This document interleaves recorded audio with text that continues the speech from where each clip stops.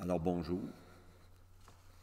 Alors aujourd'hui, c'est la 4e et dernière capsule qui va nous parler de l'histoire de la dévotion à Sainte-Anne. Bonjour Lisette. Oui, bonjour Paulin. Alors si on regarde un petit peu, on fait un petit rappel à ce qu'on a vu hier au niveau de la 3e capsule. On a vu que la basilique de Sainte-Anne n'a pas commencé comme elle est actuellement. Elle date de 1926. Mais ça a tout a débuté au niveau du lieu de pèlerinage en 1658. Et c'est là que des marins bretons qui avaient été sauvés d'un naufrage au Cap Tourmente ont décidé, en reconnaissance pour Sainte-Anne, de lui construire un sanctuaire. Et en 1926, on a inauguré justement la basilique qu'on connaît actuellement. En 1958, qui était le tricentenaire, là, justement, du lieu de pèlerinage de Sainte-Anne-de-Beaupré, il y a eu le cardinal Maurice Roy, qui était archevêque de Québec en ce moment, justement, a souligné ce tricentenaire-là, puis il a souligné la richesse spirituelle de la vénération envers Sainte-Anne. Pour lui, c'était vraiment, on peut dire, une vénération populaire, une foi populaire, mais pour lui, ça avait beaucoup d'importance. C'était pas rien, là. C'était très, très, très important, cette foi populaire-là. Alors, je vais vous lire un petit texte qui est tiré de son allocution. Puis je vais l'expliquer après, parce que je pense que ça a besoin un peu d'explication. Okay. On dit que dans ses fondements les plus profonds, c'est un hommage à la famille de Jésus. Sainte-Anne occupe cette place d'honneur dans la chaîne des préparations divines du mystère de l'Incarnation. La dévotion à Sainte-Anne est un acte fondé sur les plus sérieuses considérations théologiques. La dévotion à Sainte-Anne est la plénitude de la foi en tout ce que l'Église enseigne sur la famille de Jésus. Bon, si on dit ça en langage plus populaire, là, on parle de foi populaire, on va y aller au niveau pour que tout le monde comprenne, c'est que Sainte-Anne, avec son épouse Joachim, ont eu une importance capitale dans l'Incarnation.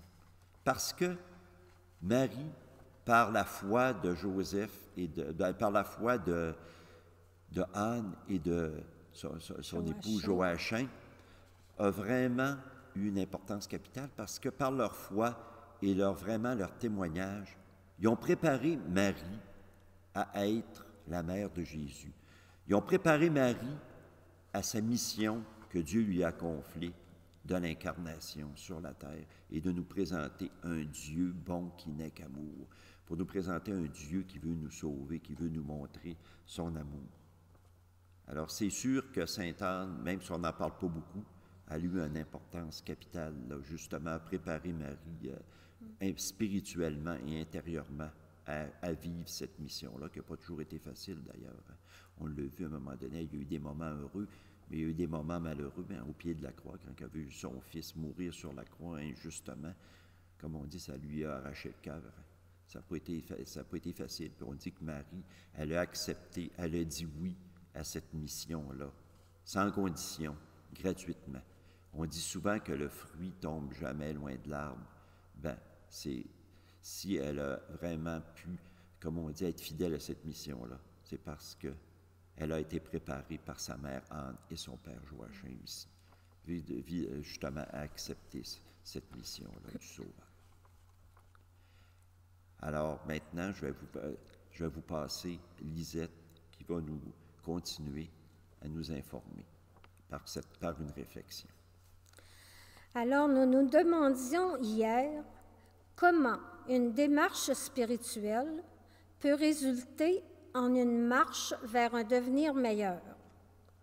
Ce qu'il vous faut savoir, c'est que c'est à partir de la France que cette dévotion a franchi l'Atlantique pour s'implanter très solidement en Amérique du Nord et particulièrement à Sainte-Anne-de-Beaupré. Cette dévotion se développe maintenant chez nous depuis déjà plus de 350 ans et fait que le 7 mai 1876, Sainte-Anne est devenue la patronne civile de la province de Québec.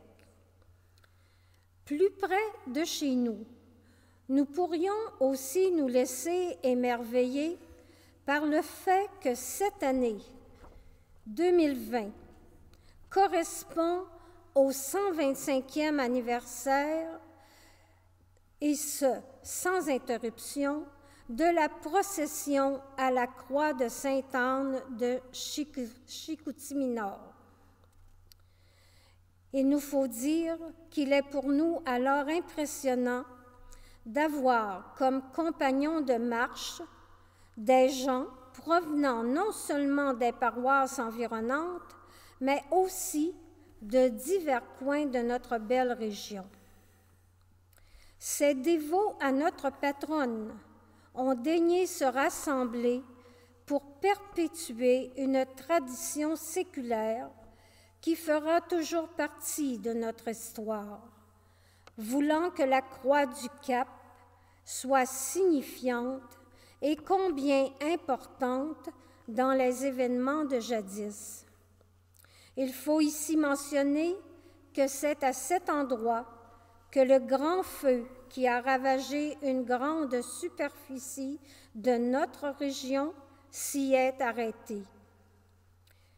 C'est donc aussi par devoir de mémoire pour nos ancêtres qui ont vécu et survécu à cette tragédie que nous devons perpétuer leurs souvenirs en professant de façon concrète notre foi à Sainte-Anne. À toi la parole, Paulin. On voit aussi que Sainte-Anne-de-Beaupré a attiré beaucoup de monde, mais on voit qu'aussi Sainte-Anne de Chicoutimi là, attire beaucoup de monde aussi. C'est surprenant, puis il y a même des prédicateurs qui nous ont dit qu'ils étaient surpris de la participation, là, parce que si on regarde au niveau du Québec, à part Sainte-Anne-de-Beaupré, très peu de paroisses là, avec le patronyme de Sainte-Anne font encore des neuvaines de Sainte-Anne comme on le fait actuellement. C'est la minorité. Donc, c'est quand même pas banal là, ce qui se vit au niveau ici, au diocèse. Alors, pour nous autres, merci Lisette.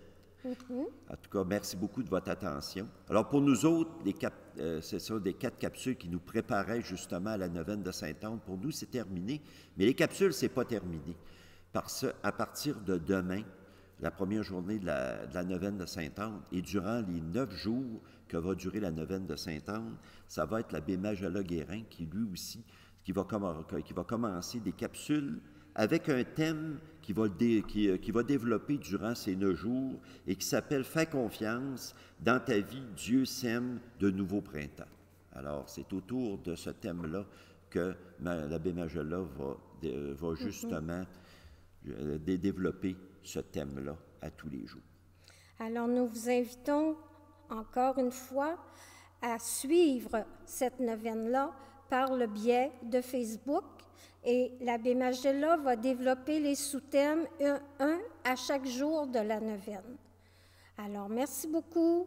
On est très heureux d'avoir pu communiquer avec vous par le moyen de l'informatique, et on vous invite à ne pas lâcher, à venir, puis prochainement, vous entendrez en tout cas parler qu'on essaie d'organiser la messe de 20 heures à l'extérieur, ici à Sainte-Anne de Chicoutimi-Nord, avec Monseigneur René Gay. Alors, vous êtes tous invités. Merci beaucoup. Alors, bonne fin de journée à tout le monde. Merci beaucoup, Lisette. Ouais, toi aussi, Paulin. Merci beaucoup. Alors, à la prochaine.